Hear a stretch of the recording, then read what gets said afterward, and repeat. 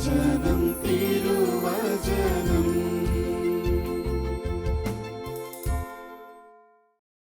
ഈശോ മിശിഹായ്ക്ക് സ്തുതിയായിരിക്കട്ടെ. പ്രിയപ്പെട്ട ദൈവജനമേ, 2021 അനുഗ്രഹീത ദിനങ്ങളിലൂടെ കടന്നു പോകുമ്പോൾ നമുക്കൊക്കെ പരസ്പരം ആശംസിക്കുവാൻ പറ്റിയ ഒരു സുന്ദരമായ വചനം പങ്കുവയ്ക്കുന്നത് വിശുദ്ധ പത്രോസ്ലീഹായാണ്.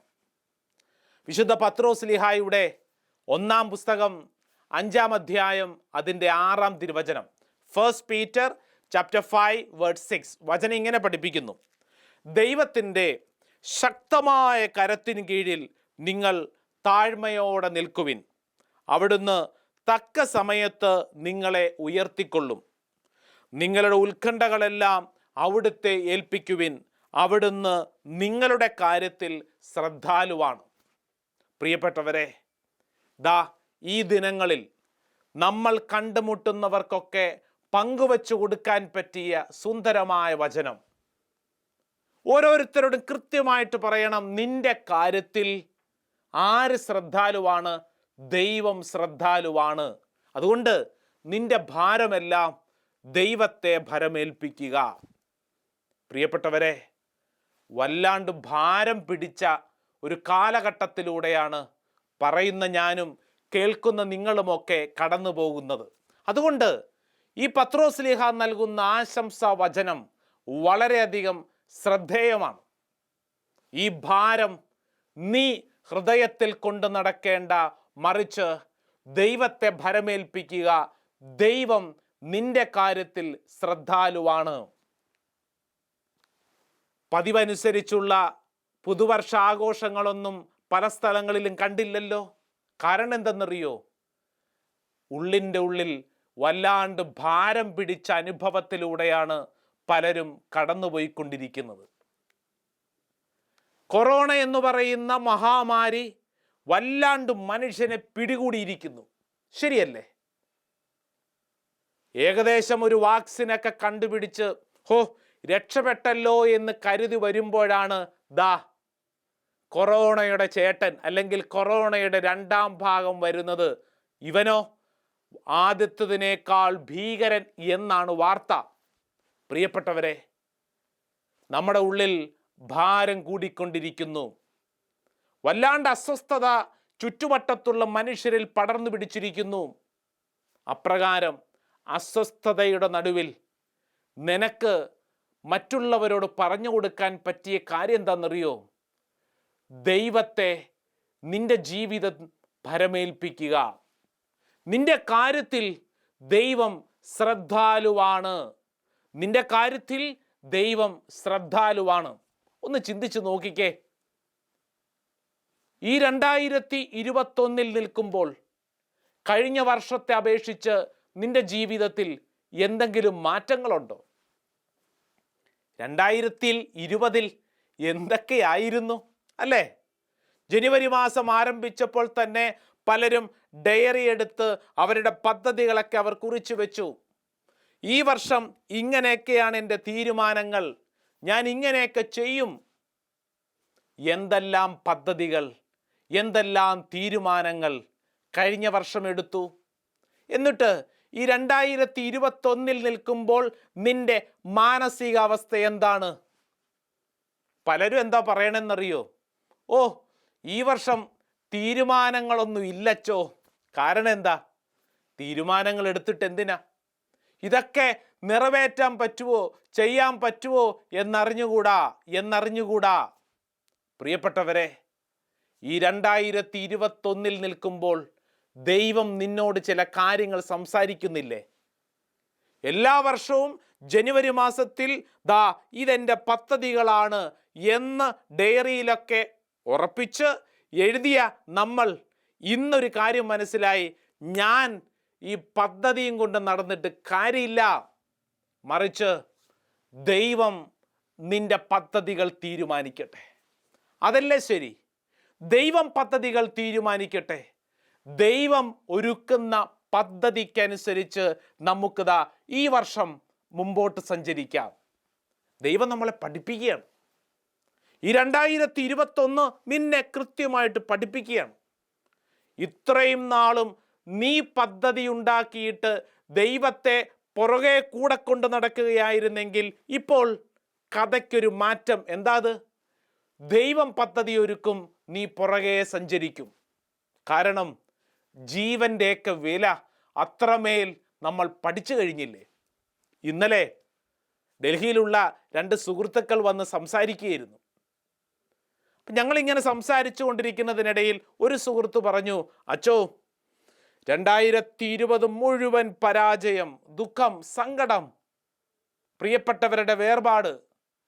എന്നിട്ട് അദ്ദേഹത്തിൻ്റെ നഷ്ടങ്ങളുടെ കണക്കുകൾ ഇങ്ങനെ പറഞ്ഞുകൊണ്ടിരിക്കുക.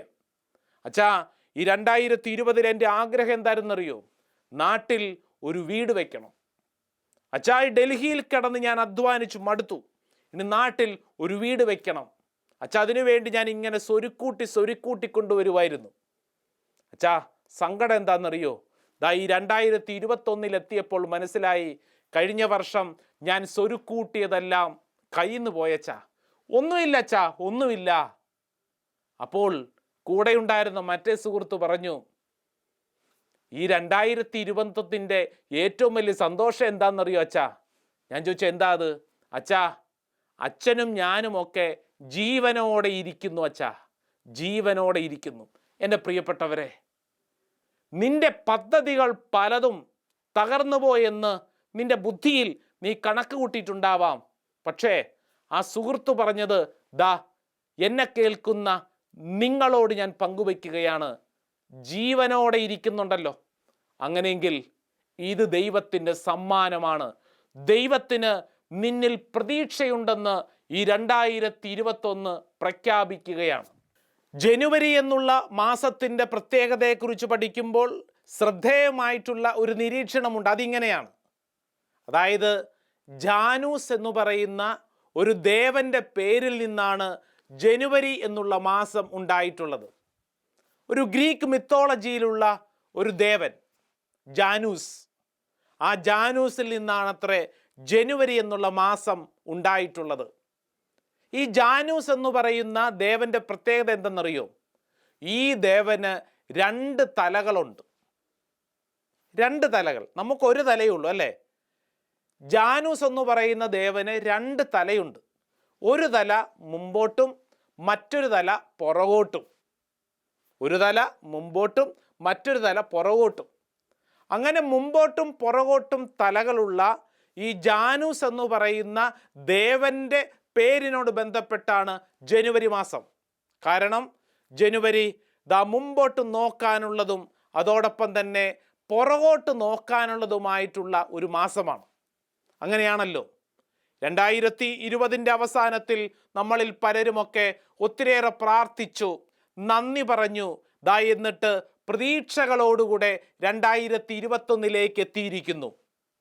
പ്രിയപ്പെട്ടവരെ, ഈ ജാനൂസ് എന്ന് പറയുന്ന ദേവൻ്റെ ഈ 2 തല നമ്മളൊന്ന് ചിന്തിക്കുമ്പോൾ നമ്മൾ ഒരു കാര്യം ഓർക്കണം. ദൈവം എന്തിനാണെന്നറിയോ നമുക്കൊരു തല തന്നിരിക്കുന്നത്? മുമ്പോട്ട് നോക്കി ജീവിക്കാൻ. പക്ഷേ പലരുടെ ഒരു കുഴപ്പം എന്താണെന്നറിയോ? പലരും മുമ്പോട്ട് നോക്കിയല്ല ജീവിക്കുന്നത്, പുറകോട്ട് നോക്കിയാണ് ജീവിക്കുന്നത്. പലരോടും ഈ ദിവസങ്ങളിലൊക്കെ സംസാരിക്കുമ്പോൾ പറയുന്നത് മുഴുവൻ നഷ്ടങ്ങളുടെ കണക്കുകൾ മാത്രം. ശരിയല്ലേ? നമുക്ക് എന്താ പറയാനുള്ളത്? പറയാനുള്ളത് മുഴുവൻ 2020 നഷ്ടങ്ങളുടെ കണക്കുകൾ മാത്രം.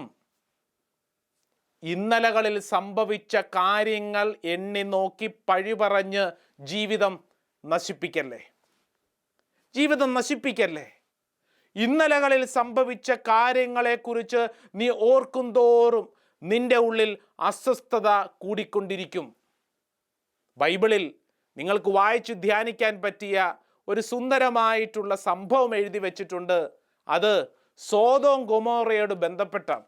ഉൽപ്പത്തി പുസ്തകം അതിൻ്റെ 19-ാം അധ്യായം 12 മുതലുള്ള വചനങ്ങൾ വായിച്ചു പോകുമ്പോൾ അതിൻ്റെ 26-ാം വചനത്തിൽ ഇങ്ങനെയുണ്ട്. Book of Genesis chapter 19 verse 26. വചനം ഇങ്ങനെയാണ്: ലോത്തിൻ്റെ ഭാര്യ അവൻ്റെ പിറകെ വരികയായിരുന്നു. അവൾ പിന്തിരിഞ്ഞു നോക്കിയത് കൊണ്ട് ഒരു ഉപ്പുതൂണായി തീർന്നു. ആരെക്കുറിച്ചാണ്? ലോത്തിൻ്റെ ഭാര്യ. അതിൻ്റെ പശ്ചാത്തലമൊക്കെ അത് വായിച്ചു വരുമ്പോൾ മനസ്സിലാക്കും. എങ്കിലും ഒരു കാര്യം ശ്രദ്ധയോടുകൂടെ നമ്മൾ വായിക്കണം. അത് 19-ാം അധ്യായം 17-ാം തിരുവചനമാണ്. Chapter 19 verse 17. അവരെ പുറത്തു കൊണ്ടു വിട്ടതിന് ശേഷം അതിലൊരുവൻ പറഞ്ഞു, ജീവൻ വേണമെങ്കിൽ ഓടിപ്പോവുക, പിന്തിരിഞ്ഞു നോക്കരുത്, താഴ്വരയിലെങ്ങും തങ്ങുകയുമരുത്, മലമുകളിലേക്ക് ഓടി രക്ഷപ്പെടുക, അല്ലെങ്കിൽ നിങ്ങൾ വെന്തു നശിക്കും. ഒരു ജീവിതത്തിൻ്റെ വളരെ സന്നിഗ്ധമായ ഘട്ടത്തിൽ എന്തു ചെയ്യണമെന്ന് ദൈവത്തിൻ്റെ ദൂതൻ ലോത്തിനോടും കുടുംബത്തോടും പഠിപ്പിക്കുന്നതാണ് രംഗം. അതായത് ജീവൻ വേണമെങ്കിൽ എന്ത് ചെയ്യണം? മുമ്പോട്ട് നോക്കി ഓടിക്കോണം. നീ പുറകോട്ട് നോക്കരുത്. കൃത്യതയോടുകൂടെ തന്നെ ദൈവത്തിൻ്റെ ദൂതൻ പറഞ്ഞു, നീ പുറകോട്ട് നോക്കരുത്. പുറകോട്ട് നോക്കിയാൽ ജീവിതത്തിൽ നിനക്ക് നഷ്ടങ്ങളാണ് സംഭവിക്കാൻ പോകുന്നത്. അതുകൊണ്ട് എന്ത് ചെയ്യണം? വചനം പറയുന്നത്, താഴ്വരയിലെങ്ങും തങ്ങുകയുമരുത്, മലമുകളിലേക്ക് ഓടി രക്ഷപ്പെടുക, അല്ലെങ്കിൽ നിങ്ങൾ വെന്തു മരിക്കും. പിന്നീട് നമ്മൾ വചനത്തിൽ കണ്ടത് എന്താണെന്നറിയോ? ലോത്തിൻ്റെ ഭാര്യ മുമ്പോട്ട് നോക്കി ഓടേണ്ടതിന് പകരം അവൾ പിന്തിരിഞ്ഞു നോക്കി. അവൾ പിന്തിരിഞ്ഞു നോക്കി. വചനം പറയുന്ന എന്താണ്? അവൾ പിന്തിരിഞ്ഞു നോക്കിയത് കൊണ്ട് ഒരു ഉപ്പുതൂണായി തീർന്നു. ഉപ്പുതൂണായി തീർന്നു. പ്രിയപ്പെട്ടവരെ, ജീവിതത്തിൽ നമ്മൾ എടുക്കേണ്ട ഒരു നിലപാട് ശ്രദ്ധേയമായിരിക്കണം. എന്താ അത്? മുമ്പോട്ട് നോക്കി ജീവിക്കാനുള്ള ഒരു നിലപാട്. ഇന്നലകളെക്കുറിച്ച് ചിന്തിക്കും തോറും അസ്വസ്ഥതകൾ കൂടിക്കൊണ്ടിരിക്കുന്നു. പ്രത്യേകിച്ച് ഈ 2020 കുറിച്ച് ചിന്തിക്കുമ്പോഴൊക്കെ നഷ്ടങ്ങളാണ്, സങ്കടങ്ങളാണ്, വിചാരിച്ച ഒന്നുമേ നടന്നില്ല എന്നുള്ള ഭാരമാണ്. ഈ 2021 നിൽക്കുമ്പോൾ ഒരുപക്ഷെ 2020 നിന്നെ ഭാരപ്പെടുത്തുന്നുണ്ടാവാം. ചുറ്റുവട്ടത്തുള്ള സാഹചര്യങ്ങൾ നിന്നെ അസ്വസ്ഥപ്പെടുത്തുന്നുണ്ടാവാം. ഇല്ലേ? ഉണ്ടല്ലോ. നമ്മൾ വായിക്കുന്ന വാർത്തകൾ, നമ്മൾ കേൾക്കുന്ന കാര്യങ്ങൾ, നമ്മുടെ ചുറ്റുവട്ടത്തും ഓരോ വീട്ടിലും ഓരോ വ്യക്തിയിലും സംഭവിക്കുന്ന കാര്യങ്ങൾ നമ്മളെല്ലാം വല്ലാണ്ട് അസ്വസ്ഥപ്പെടുത്തുന്നുണ്ട്. ശരിയാണ്. പക്ഷേ ഒരു ദൈവമകനും ദൈവമകളും ചെയ്യേണ്ടതെന്നറിയോ? പുറകോട്ട് നോക്കിക്കൊണ്ട് ജീവിതത്തെ നശിപ്പിക്കാതെ മുമ്പോട്ട് നോക്കിക്കൊണ്ട് ദൈവം ഒരുക്കുന്ന കാര്യത്തിൽ ശ്രദ്ധിക്കുക. പത്രോസ്ലീഹ പറഞ്ഞതും മറക്കരുത്. ഒരാശംസ പോലെ മറ്റുള്ളവരോട് നീ പറഞ്ഞു കൊടുക്കണം, ദൈവം നിന്റെ കാര്യത്തിൽ ശ്രദ്ധാലുവാണ്. പ്രിയപ്പെട്ടവരെ, നമുക്കറിയാം, ഭാരപ്പെടുത്തുന്ന സാഹചര്യങ്ങൾ നമ്മുടെ ചുറ്റുവട്ടത്തും ഇഷ്ടം പോലെ ഉണ്ട്. ഓരോ ദിവസവും നമ്മുടെ ചുറ്റുവട്ടത്തും നമ്മുടെ ജീവിതത്തിലൊക്കെ നമ്മൾ അനുഭവിക്കുന്നത് ഭാരപ്പെട്ട കാര്യങ്ങൾ തന്നെയാണ്. പക്ഷേ സകലതും തീർന്നു എന്ന് കരുതി നിരാശപ്പെട്ട് ദുഃഖിച്ചു കഴിയാൻ ദൈവം ആഗ്രഹിക്കുന്നില്ല. അതുകൊണ്ടാണ് പത്രോസ്ലീഹ നമ്മൾ ഓർമ്മപ്പെടുത്തുന്ന കാര്യം എന്താ? അത് നിന്റെ ഭാരം കർത്താവിനെ ഭരമേൽപ്പിക്കുക, അവിടുന്ന് നിന്റെ കാര്യത്തിൽ ശ്രദ്ധാലുവാണ്. വിശുദ്ധ ഗ്രന്ഥം മുഴുവൻ അതല്ല നമ്മളെ പഠിപ്പിക്കുന്നത്. വിശുദ്ധ ഗ്രന്ഥം മുഴുവൻ. യോഹന്നാന്റെ സുവിശേഷം 5-ാം അധ്യായം നമുക്കൊക്കെ പരിചയമുള്ള വചനഭാഗമാണ്. ഞാൻ അതിൻ്റെ പ്രധാനപ്പെട്ട ചില കാര്യങ്ങളൊന്ന് ഓർമ്മപ്പെടുത്തുകയാണ്. അതായത് ബെത്സയിദ കുളക്കരയിൽ 38 വർഷം, എത്ര വർഷം? 38 വർഷം കിടന്ന തളർവാദ രോഗി. പ്രിയപ്പെട്ടവരെ, ഇത് വായിച്ചു പോകുമ്പോൾ നീ ഓർക്കണം, എല്ലാം തീർന്നു നശിച്ചുവെന്നു കരുതുന്നിടത്ത് ദൈവം ചില പുതിയ വഴികൾ ആരംഭിക്കും. നമ്മുടെ ബുദ്ധിക്ക് മനസ്സിലാകാത്തൊരു കാര്യം ദൈവം ആരംഭിക്കും. വീണ്ടും വായിച്ച് ധ്യാനിക്കാൻ പറ്റിയത് മർക്കോസിൻ്റെ സുവിശേഷം 4-ാം അധ്യായം അതിൻ്റെ 35-ാം തിരുവചനം. നമുക്കറിയാം, കടലിനെ ശാന്തമാക്കുന്നതാണ് രംഗം. അതിൻ്റെ പ്രസക്തമായ 1-2 വചനങ്ങൾ വായിക്കുകയാണ്.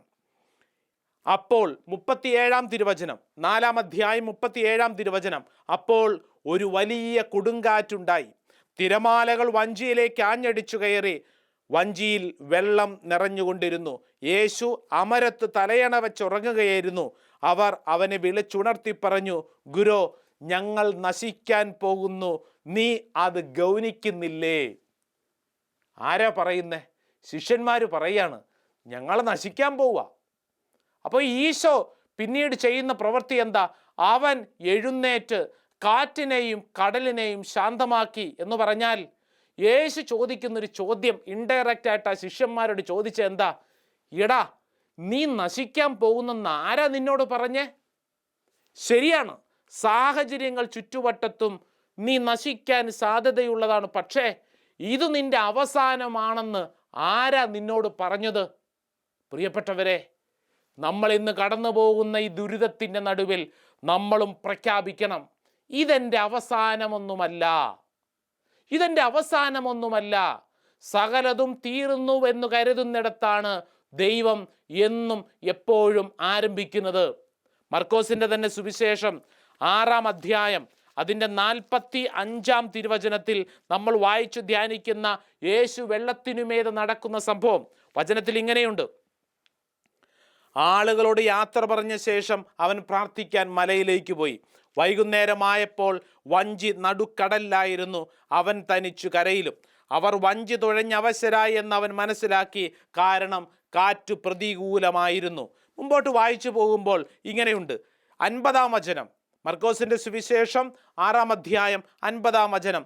അവരെല്ലാവരും അവനെ കണ്ട് പരിഭ്രമിച്ചു പോയി. ഉടനെ അവൻ അവരോട് സംസാരിച്ചു, ധൈര്യമായിരിക്കുവിൻ, ഞാനാണ്, ഭയപ്പെടേണ്ട. ധൈര്യമായിരിക്കുവിൻ. ഒരുപക്ഷെ നമ്മുടെ ജീവിതത്തിലും ഇന്ന് അനുഭവിക്കുന്ന ഇതേ സാഹചര്യമല്ലേ? പരിഭ്രമിച്ചിരിക്കുന്ന, ഭീതിപ്പെട്ടിരിക്കുന്ന അനുഭവം. ഈശോ എന്താ പറയണേ? നീ ധൈര്യമായിരിക്കുവിൻ. ഈ 2021 എന്തിനുള്ള ദിവസങ്ങളാ? ധൈര്യമായിട്ടിരിക്കാൻ, പരിഭ്രമിക്കേണ്ട എന്ന് നിന്നോട് തന്നെയും ചുറ്റുവട്ടത്തുള്ളവരോടും പഠിപ്പിക്കേണ്ട വർഷം. ഇക്കാലം അത്രയും നീ പദ്ധതികൾ പ്ലാൻ ചെയ്തും നിന്റെ ഇഷ്ടങ്ങൾക്കനുസരിച്ചും പല കാര്യങ്ങൾ മുമ്പോട്ട് നീക്കിയെങ്കിൽ ഈ വർഷം നിന്നോട് ദൈവം പറയുന്നു, നീ ശാന്തമാവുക, നീ ശാന്തമാവുക, നിന്റെ പദ്ധതികൾ ഞാൻ നിന്റെ മുമ്പിൽ കാണിച്ചു തരാം. പ്രിയപ്പെട്ടവരെ, കർത്താവ് നമ്മളെ പഠിപ്പിക്കുകയാണ്. വചനത്തിൽ വായിച്ചു പോകുമ്പോൾ മുഴുവൻ അതാണ്. മനുഷ്യൻ്റെ ചിന്തയിലും ബുദ്ധിയിലും അവസാനിച്ചുവെന്ന് കരുതുന്നിടത്ത് ദൈവം ആരംഭിക്കും. ദൈവം ആരംഭിക്കും. വീണ്ടും രക്തസ്രാവക്കാരിയുടെ സംഭവം നമുക്കറിയാം, മനോഹരമല്ലേ? 12 വർഷമായിട്ട് രക്തസ്രാവം പിടിപെട്ട് ജീവിതത്തിലെല്ലാം തീർന്നുവെന്ന് കരുതുന്ന ആ സ്ത്രീ യേശുവിൻ്റെ വസ്ത്രത്തിൻ്റെ വിളിമ്പിൽ തൊട്ടു എന്ന് പറഞ്ഞാൽ വിശ്വാസത്തോടു കൂടിയിട്ടുള്ള ഒരു നിലപാടാണ് ഈ വർഷം നിന്നിൽ നിന്ന് ദൈവം ആഗ്രഹിക്കുന്നത്. വിശ്വാസത്തോടെയുള്ള ഈ രക്തസ്രാവക്കാരിയുടെ പോലത്തെ ഒരു നിലപാട്, പ്രിയപ്പെട്ടവരെ, ജീവിതത്തെ നമ്മളെ മാറ്റിമറിക്കും. എല്ലാം അവസാനിച്ചു എന്ന് കരുതുന്നിടത്ത് കർത്താവ് ചില കാര്യങ്ങൾ വീണ്ടും നമുക്ക് വേണ്ടി പണിതുയർത്തും. ലൂക്കാസ് വിശേഷം 7-ാം അധ്യായം നമുക്കതിൻ്റെ 11-ാം വചനം തൊട്ട് വായിക്കുമ്പോൾ നമ്മുടെ മുമ്പിൽ നായീമിലെ വിധവ, ഏകമകൻ മരിച്ചുപോയി, സങ്കടം സഹിക്കാൻ പറ്റണില്ല, ഇനി എനിക്കാരുമില്ലല്ലോ എന്നുള്ള ചിന്ത, എല്ലാം തീർന്നല്ലോ എന്നുള്ള സങ്കടം. ആ സങ്കടത്തിൻ്റെ നടുവിൽ യേശു കടന്നു വന്നിട്ട് പറയുകയാണ്, നീ ഭയപ്പെടേണ്ട, നീ ഭയപ്പെടേണ്ട. പ്രിയപ്പെട്ടവരെ, വിശുദ്ധ ഗ്രന്ഥത്തിൽ എഴുതി വച്ചിരിക്കുന്ന കാര്യങ്ങൾ വെറും കഥ പോലെ വായിച്ചു മാറ്റിവെക്കാനല്ല, മറിച്ച് ഇന്ന് ഈ ജീവിതത്തിൻ്റെ ഇന്നത്തെ സാഹചര്യത്തിൽ എൻ്റെ ജീവിതത്തിൽ എന്നോട് പഠിപ്പിക്കുന്ന കാര്യമാണ്. ഭയപ്പെടേണ്ട. പ്രിയപ്പെട്ടവരെ, മനുഷ്യൻ ബുദ്ധി എവിടെ അവസാനിച്ചുവെന്ന് കരുതുന്നുവോ അവിടെ ദൈവം ആരംഭിക്കും. യേശുവിനെ കല്ലറയെങ്കിൽ അടക്കം ചെയ്തപ്പോൾ പട്ടാളക്കാർ ചിന്തിച്ചു, യഹൂദ മത നേതാക്കന്മാർ ചിന്തിച്ചു, ഇവൻ്റെ അധ്യായം തീർന്നു. എന്നാൽ മനുഷ്യൻ അവസാനിപ്പിച്ചെടുത്ത് ദൈവം ആരംഭിച്ചു. അതുകൊണ്ട് പ്രതീക്ഷിച്ചത് കിട്ടിയില്ലല്ലോ എന്നുള്ള സങ്കടവുമായിട്ട് ഈ 2021 നീ ആയിരിക്കേണ്ടതില്ല. ശരിയാണ്, നീ വിചാരിച്ചതൊന്നും നടന്നിട്ടില്ല, പക്ഷേ പ്രതീക്ഷിച്ചത് കിട്ടിയിട്ടില്ലെങ്കിലും നിന്റെ കയ്യിലുള്ളതിൽ ദൈവം ഒരത്ഭുതം നൽകും. അതാണ് ദൈവം പ്രവർത്തിക്കുന്ന വഴി. നമുക്കുള്ളതിൽ നിന്ന് ആ കുറവിൽ നിന്ന് നമ്മുടെ ദൈവം അത്ഭുതങ്ങൾ ചെയ്യും. യെശയ്യായുടെ പ്രവചനം 43 അധ്യായം അതിൻ്റെ 18 തിരുവചനം ഇങ്ങനെയാണ്: കഴിഞ്ഞ കാര്യങ്ങൾ നിങ്ങൾ ഓർക്കുകയോ പരിഗണിക്കുകയോ വേണ്ട. എന്നെ കേൾക്കുന്ന എൻ്റെ പ്രിയപ്പെട്ടവരെ, 2020 കൊറോണയായിരുന്നല്ലോ, കടബാധ്യതയായിരുന്നല്ലോ, സങ്കടമായിരുന്നല്ലോ, മരണമായിരുന്നല്ലോ എന്ന് തുടങ്ങുന്ന നമ്മുടെ വേവലാതികളെ കുറിച്ച് ഓർത്തുകൊണ്ട് കഴിഞ്ഞ കാര്യങ്ങൾ നീ ഓർക്കുകയോ പരിഗണിക്കുകയോ വേണ്ട. 2021 കർത്താവ് എന്തോ പറയണമെന്നറിയോ? തൊട്ടടുത്ത വചനം യെശയ്യായുടെ പുസ്തകം 43 അധ്യായം 19 വചനം. Book of Isaiah chapter 43 verse 19. ഇതാ ഞാനൊരു പുതിയ കാര്യം ചെയ്യുന്നു, അത് മുളയെടുക്കുന്നത് നിങ്ങൾ അറിയുന്നില്ലേ? വചനം തുടരുന്നു: ഞാൻ വിജനദേശത്ത് ഒരു പാതയും മരുഭൂമിയിൽ നദികളും ഉണ്ടാക്കും. യെശയ്യാ പ്രവാചകനിലൂടെ ദൈവം എന്നെ കേൾക്കുന്ന ഓരോരുത്തരോടും പറയുകയാണ്. എന്താ പറയണത്? വിജനദേശത്ത് ഒരു പാത, വിജനം, ഒരു വഴി, ഒരു പാതയ്ക്ക് ഒരു സ്ഥാനവുമില്ല, പക്ഷേ ദൈവം ഉണ്ടാക്കും. എന്നിട്ട് വീണ്ടും അടുത്ത വചനം ഇങ്ങനെ പറയുന്നു: മരുഭൂമിയിൽ നദികൾ. മരുഭൂമിയിൽ നദി, ഇമ്പോസിബിൾ, സാധ്യതയില്ലല്ലോ. പക്ഷേ വചനം പറയുന്നത് എന്താണ്? ഇതാ ഞാനൊരു പുതിയ കാര്യം ചെയ്യുന്നു.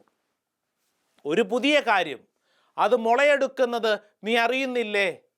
നിനക്കു വേണ്ടി. ആർക്കു വേണ്ടി? എന്നെ കേൾക്കുന്ന എൻ്റെ പ്രിയപ്പെട്ട സഹോദര സഹോദരി, ഈ ഭൂമിയിൽ നീ എവിടെയാണെങ്കിലും, നിന്റെ ജീവിത സാഹചര്യം എത്രത്തോളം ദുഃഖത്തിലും അധപ്പതിച്ചതുമാണെങ്കിലും, ഇത് നിനക്ക് വേണ്ടിയുള്ളൊരു വചന സന്ദേശമാണ്. നീ ഹൃദയത്തിൽ അത് കുറിച്ചിട്ട് കൊള്ളുക. ഒരുപക്ഷെ നീ വിചാരിക്കുന്നതൊന്നും നീ ശരിയാവില്ല, എല്ലാം തീർന്നു എന്ന് കരുതിയ ഒരു വ്യക്തിയാവാം. ഇത് നിനക്കുള്ള സന്ദേശമാണ്. എന്താ പറയണേ? നിനക്ക് വേണ്ടി മരുഭൂമിയിൽ നദിയുണ്ടാക്കും, വിജനദേശത്ത് പാതയുണ്ടാക്കും. എല്ലാം അവസാനിപ്പിച്ചു എന്നൊക്കെ കരുതുന്നിടത്തും നീ എടുത്ത നിലപാടിൻ്റെ നടുവിലും ദൈവം നിന്നോടെന്തു പറയുന്നു? ഒന്നും അവസാനിച്ചിട്ടില്ല. ഈ 2021 നീ കണ്ടുമുട്ടുന്ന വ്യക്തികൾക്കൊക്കെ പങ്കുവെക്കേണ്ട വചനമാണ് പത്രോസ് ലീഹ നമ്മളോട് പറഞ്ഞത്. എന്താ അത്? 1 പത്രോസ് 5 അധ്യായം 6 തിരുവചനം. മറക്കാതെ ഹൃദയത്തിൽ സൂക്ഷിക്കണം. എന്നിട്ട് ആ വചനം പഠിച്ചിട്ട് ചുറ്റുവട്ടത്തുള്ളവരോട് പങ്കുവയ്ക്കണം. എന്നിട്ട് അവരോട് പറയണം: സഹോദര സഹോദരി, നിന്റെ കാര്യത്തിൽ ശ്രദ്ധാലുവായിട്ടുള്ള ഒരു ദൈവമുണ്ട്. നീ കൊണ്ടു നടക്കുന്ന ഭാരം അത് രോഗത്തിൻ്റെയാണ്, നിന്റെ കുടുംബജീവിതത്തിൻ്റെയാണ്, സാമ്പത്തിക ബുദ്ധിമുട്ടിൻ്റെയാണ്, നാളെക്കുറിച്ചുള്ള സങ്കടത്തിൻ്റെയാണ്. ആയിക്കോട്ടെ, ആ ഭാരങ്ങളെല്ലാം ദൈവത്തിന് കൊടുക്കുക. കാരണം നീ അവസാനിപ്പിച്ചിടത്ത് ദൈവം ആരംഭിക്കും. ഈ നാളുകളിലൊക്കെ നമ്മളൊക്കെ കേട്ടിട്ടുള്ള മനോഹരമായൊരു ഗാനത്തിൻ്റെ വരികൾ ഇങ്ങനെയില്ലേ? ഒരു മഴയും തോരാതിരുന്നിട്ടില്ല, ഒരു കാറ്റും അടങ്ങാതിരുന്നിട്ടില്ല, ഒരു രാവും പുലരാതിരുന്നിട്ടില്ല, ഒരു നോവും കുറയാതിരുന്നിട്ടില്ല, തിരമാലയിൽ ചെറുതോണിയിൽ അമരത്തന്നരികിൽ അവനുള്ളതാൽ. അല്ലേ? ഈ ഗാനത്തിൻ്റെയൊക്കെ വരികൾ പാടുമ്പോൾ മനസ്സിൽ ഒരു കാര്യം മറക്കാതെ ഉറപ്പിക്കണം. എന്താ അത്? ഒരു മഴയും തോരാതിരുന്നിട്ടില്ല, ഒരു കാറ്റും അടങ്ങാതിരുന്നിട്ടില്ല. ഈ ജീവിതത്തിൽ നീ 2020 അനുഭവിച്ച സങ്കടങ്ങൾ, തോരാത്ത കണ്ണുനീർ, ദുഃഖം, അതിൻ്റെ അപ്പുറത്ത് ദൈവം നിനക്കു വേണ്ടി ചില കാര്യങ്ങൾ ഒരുക്കുന്നു. എൻ്റെ പ്രിയപ്പെട്ടവരെ, 1 പത്രോസ് 5:6 അതാണ് നിന്നോട് പറഞ്ഞത്. നിന്റെ ഉത്കണ്ഠകളെല്ലാം ദൈവത്തെ ഭരമേൽപ്പിക്കുവിൻ, അവിടുന്ന് നിന്റെ കാര്യത്തിൽ ശ്രദ്ധാലുവാണ്. പ്രിയപ്പെട്ടവരെ, ഈ വലിയ കൃപ ഈ 2021 അഭിഷേകമായി നമ്മുടെയൊക്കെ ജീവിതത്തിൽ സംഭവിക്കപ്പെടട്ടെ എന്ന് ആശംസിക്കുന്നു. ദൈവസമൃദ്ധമായിട്ട് അനുഗ്രഹിക്കട്ടെ. ആമേൻ.